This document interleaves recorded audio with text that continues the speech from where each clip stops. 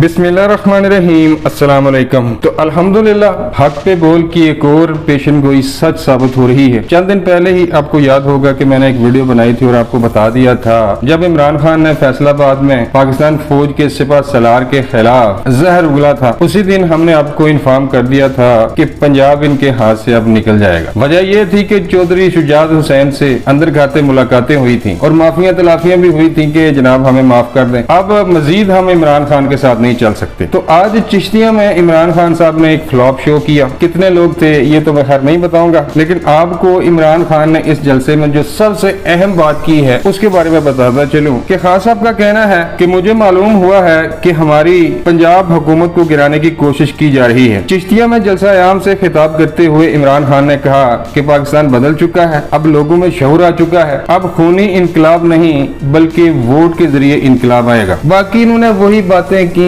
चोर चक्के, cherry blossom, ये हो गया वो हो गया। बाकी खान साहब की जो तकरीर है उसको मैं सुनकर अपना टाइम नहीं जाया करता, जो पते की बात थी वो मैंने निकाल ली है। तो खान साहब ने इस बात को एक्सेप्ट किया है कि वाकई पंजाब में इनकी हुकूमत को गिराने की कोशिश की जा रही है। तो ऐसा क्यों हुआ? ऐसा इसलिए हुआ और लोगों में शोर वाकई आ चुका है। चिश्तियां वाला जलसा भी कोई इतना खास नहीं था, नून लीग का गढ़ है चिश्तियां, और लोग इनके जलसों में इसलिए नहीं आ रहे कि जब आप दुनिया की सबसे मजबूत फौज के सिपा सलार को बुरा भला कहोगे, उसको गद्दार कहोगे, तो लोग आपके जलसे में क्यों आएंगे? जब आप फौजियों को गद्दार कहते हो जो सरहद पे जाने देते हैं, और आप जैसे लीडर इधर बनी गला में बैठकर 300 कनाल के घरों में बैठकर उधर सिगरेट पानी करते हैं और शाम को आके आवाम को वर्गलाना शुरू कर देते हैं कि मैं ये कर दूंगा वो कर दूंगा, तो कुछ भी नहीं है खान साहब कर पाएंगे, कुछ भी नहीं कर पाएंगे खान साहब। पंजाब की हुकूमत जिस दिन इनके हाथ से चली गई, ये वैसे ही इन्होंने मुल्क से बाहर भाग जाना है। तो पंजाब में इनकी हुकूमत को क्या खतरा है? पंजाब में इनकी हुकूमत को ये खतरा है कि परवेज इलाही और इमरान खान का इत्तेहाद गैर फितरी इत्तेहाद था। जब ये इत्तेहाद हुआ था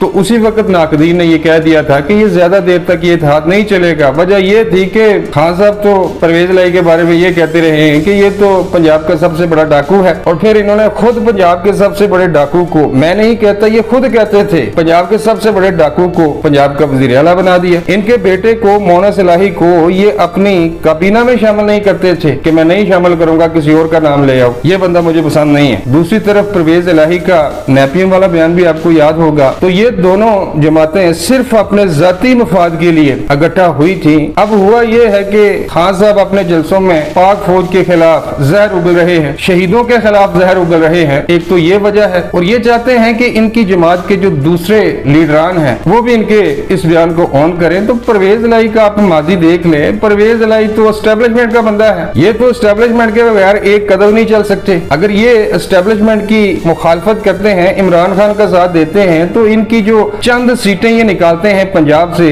गुजरात वाली साइड से, वो भी इनके हाथ से निकल जाएंगी। तो परवेज इलाही साहब ये रिस्क नहीं लेंगे। और एक और बात भी मैं आपको बता दूं कि परवेज इलाही हो सकता है कि अब नून लीग के साथ राब्ता करें, क्योंकि अब वो भी जानते हैं कि ज्यादा देर तक वो पंजाब के वजीर आला नहीं रह पाएंगे। हमजा शहबाज शरीफ के बारे में भी कुछ अपडेट सामने आए हैं कि वो भी दोबारा सीएम पंजाब बनने के लिए भरपूर कोशिशें कर रहे हैं। खबरें ये भी हैं कि मुलाकातें भी हुई हैं, माफिया तलाफियां भी हो रही हैं, और आइंदा चंद दिनों में आप पंजाब का पूरा मंजरनामा एक दफा फिर तब्दील होता देखेंगे। तो खान साहब के चिश्तियां वाले जलसे में जो सबसे अहम बात थी, बाकी तो वही रंडी रोना था खान साहब का जो हर जलसे में करते हैं, डीजल, चेरी ब्लॉसम। और खान साहब की आते वैसे ही है जैसे गली के बच्चे एक दूसरे का मुंह नहीं चढ़ाते, बिल्कुल सेम। ये खुद को कहता है कि मैं पाकिस्तान का नहीं बल्कि आलम इस्लाम का लीडर हूँ। और उसकी हरकतें देखें कि जलसों में नाम बिगाड़ता है उनके। बंदा इससे पूछे कि भाई आपकी 4 साल, 3.5 4 साल आपने हुकूमत की है, कोई एक कारनामा आप मुझे बता दें। भाई हम इसकी करप्शन को, इसके काले करतूतों को दुनिया के सामने लाते हैं, चाहे हमें कुछ भी कहो, हमने ये बेड़ा उठाया है और इंशाल्लाह जब तक जिंदा है पाकिस्तान के दुश्मनों को बेनकाब करते रहेंगे। अब तक के लिए बस इतना ही। वीडियो अच्छी लगे तो लाइक करें और चैनल सब्सक्राइब करें। मिलता हूँ किसी नई वीडियो में। अल्लाह निगहबान।